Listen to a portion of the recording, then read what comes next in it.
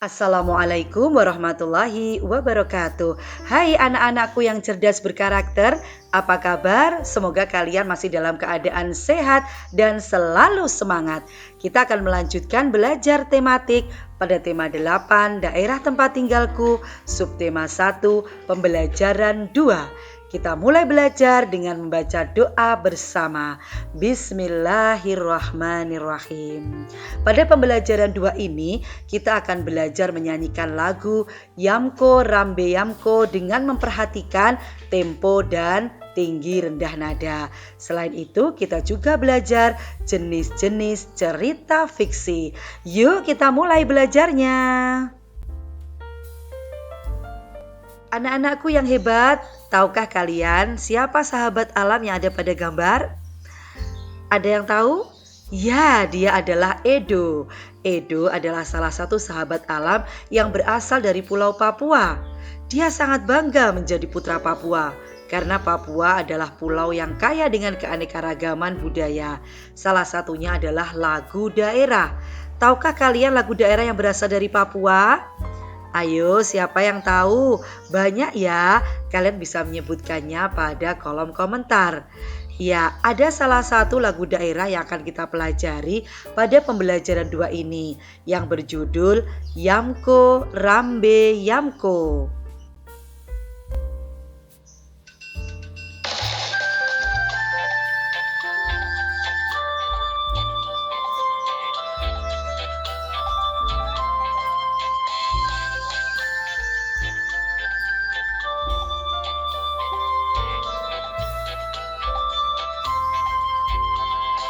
Hey Yamko Rambe Yamko Aronawa Kombe.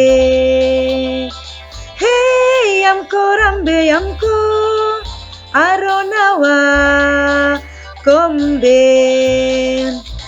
Temino kibe Kubano kombo miko Yumano bungo awe ade. Temino kibe Kubano kombo meko Yumano bungo awe ade. Honke honke honke riro honke jombe jombe riro. Honke honke honke riro honke jombe jombe riro.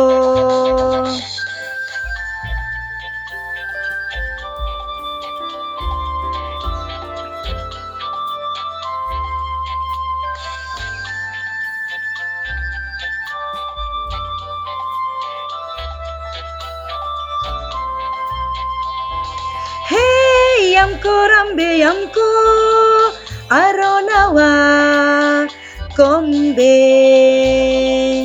Hey Yamko Rambe Yamko Aronawa Kombe. Temino kibe Kubano kombo meko Yumano bungo awe ade. Temino kibe Kubano kombo meko Yumano bungo awe ade.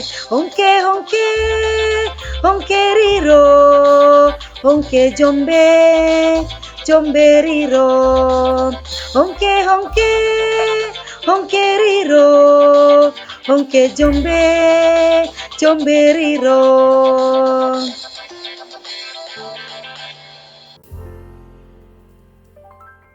Ya, anak-anak, kita baru saja menyanyikan lagu Yamko Rambe Yamko. Apa ya makna dari lagu ini? Lagu ini menggambarkan sang pelantun atau penyanyi yang ingin menjadi pahlawan atau bunga bangsa untuk ikut berperang, berjuang, dan berkorban demi bangsa Indonesia.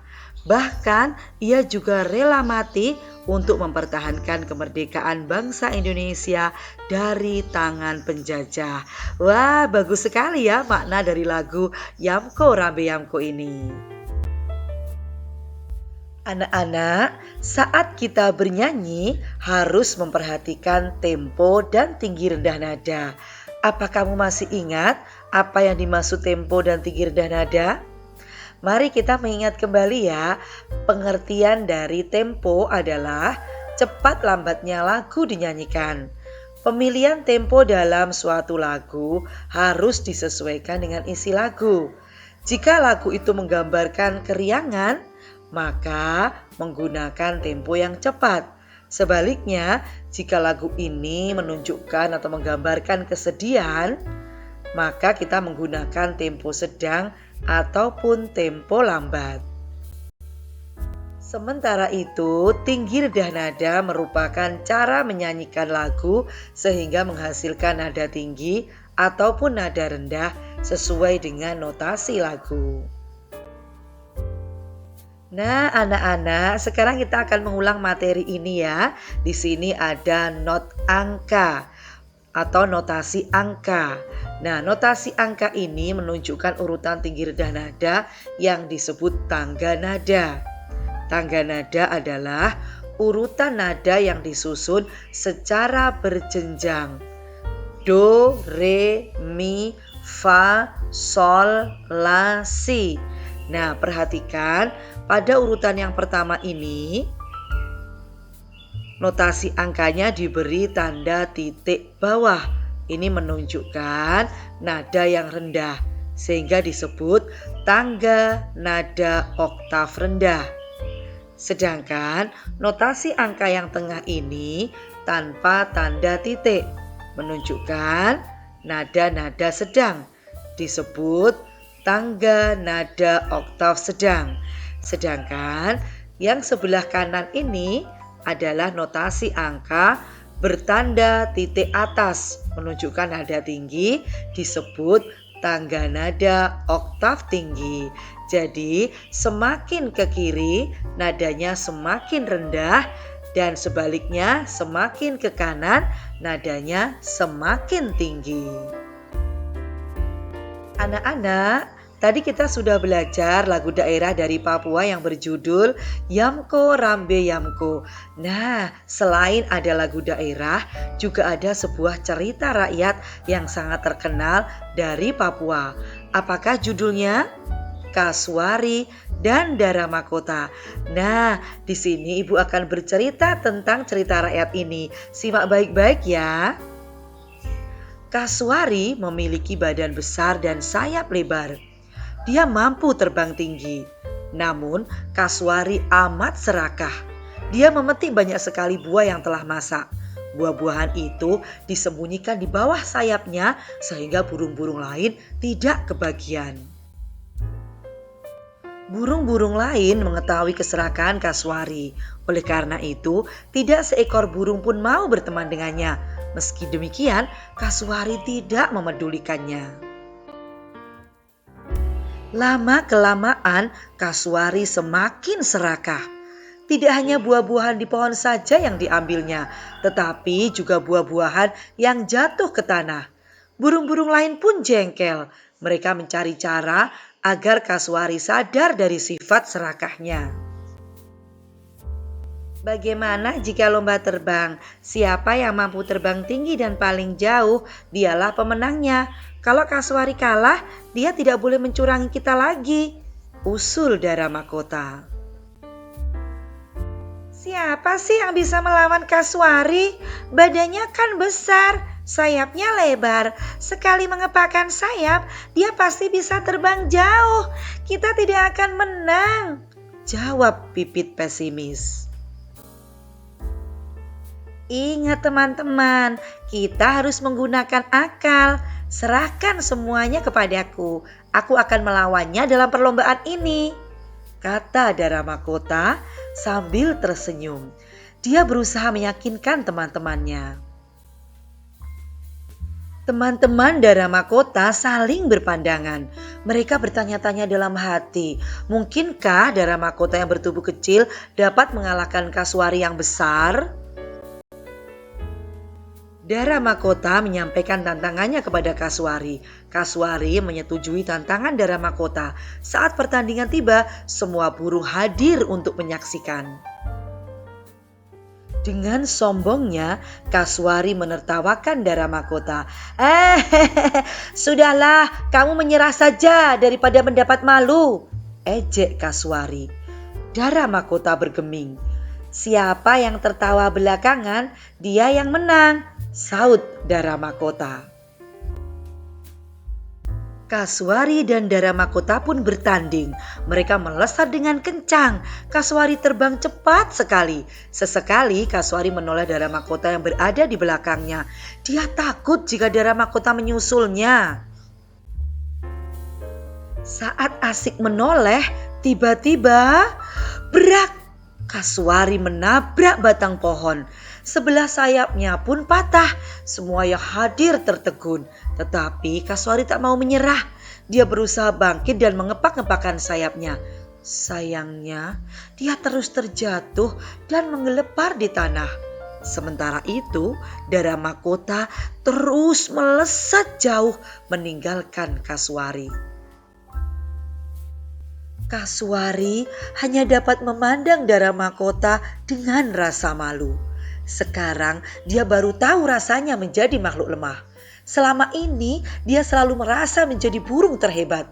Namun dalam sekejap dia tidak mampu terbang lagi. Beberapa burung lain turun ke tanah. Mereka membantu Kasuari. Kasuari semakin malu karena selama ini dia telah mencurangi mereka. Sejak saat itu, Kasuari sadar dan mengubah perilakunya. Namun sayang sekali, sejak saat itu pula Kasuari tidak bisa terbang lagi. Dia harus mencari makan di tanah. Anak-anakku yang hebat, cerita Kasuari dan Dara Mahkota tadi termasuk jenis cerita fiksi. Cerita fiksi jenis yang mana ya? Nah, pada pembelajaran 2 ini kita akan belajar jenis-jenis cerita fiksi. Ada beberapa jenis cerita fiksi, di antaranya cerita rakyat, cerpen, dan novel. Nah, cerita rakyat ini dibagi menjadi beberapa jenis lagi, yaitu ada cerita jenaka, mite, fabel, legenda, dan sage atau saga. Anak-anakku, berikut ini adalah penjelasan tentang pengertian jenis-jenis cerita fiksi. Yang pertama adalah cerita jenaka, cerita yang menceritakan mengenai kebodohan atau sesuatu yang lucu. Contohnya adalah cerita Pak Pandir, Pak Belalang, dan si Kabayan. Mite adalah cerita yang mempunyai latar belakang sejarah, dipercayai oleh masyarakat sebagai cerita yang benar-benar terjadi dan dianggap suci. Ada pula yang mengartikan cerita tentang dewa-dewi atau yang bersifat mistis. Contohnya adalah kisah Nyi Roro Kidul. Kemudian fabel. Fabel adalah cerita dengan tokoh binatang yang berperilaku seperti manusia. Contohnya adalah kancil yang cerdik. Selanjutnya pengertian dari legenda. Legenda adalah cerita tentang asal-usul terjadinya suatu tempat. Contohnya adalah asal-usul terjadinya Danau Toba. Sedangkan saga, ada yang menyebut sage atau cerita Panji, adalah cerita rakyat yang bersifat legendaris tentang kepahlawanan atau petualangan yang mengagumkan. Contohnya cerita Damar Wulan, Ciung Wanara, dan Roro Jonggrang. Sedangkan cerpen adalah cerita pendek yang berisi cerita tokoh pada suatu kejadian. Jadi ceritanya hanya pendek saja. Nah, contohnya adalah Gadis Penjaga Tikar. Sedangkan novel adalah cerita rekaan yang berisi rangkaian peristiwa kehidupan seseorang beserta orang-orang yang berada di sekelilingnya. Contohnya adalah cerita Laskar Pelangi karya Andrea Hirata. Nah, anak-anak, itu tadi penjelasan Ibu tentang berbagai jenis cerita fiksi. Nah, sekarang ingat kembali cerita pada pembelajaran 1 kemarin ya. Cerita ini berjudul Asal Mula Telaga Warna. Termasuk jenis cerita fiksi apakah cerita tersebut? Tuliskan jawaban kalian pada kolom komentar ya. Jangan lupa tambahkan penjelasan atau alasannya. Pada pembelajaran 2 ini juga ada sebuah cerita yang berjudul Kasuari dan Dara Mahkota. Termasuk jenis cerita fiksi apakah cerita tersebut? Nah, tulis juga jawaban kalian pada kolom komentar dan tambahkan dengan penjelasan atau alasannya. Sampai di sini dulu pembelajaran kita pada hari ini. Semoga bermanfaat bagi siapa saja yang mau belajar bersama di channel ini. Mari kita tutup dengan membaca doa bersama. Alhamdulillahirabbil alamin. Sampai jumpa esok hari. Wassalamualaikum warahmatullahi wabarakatuh.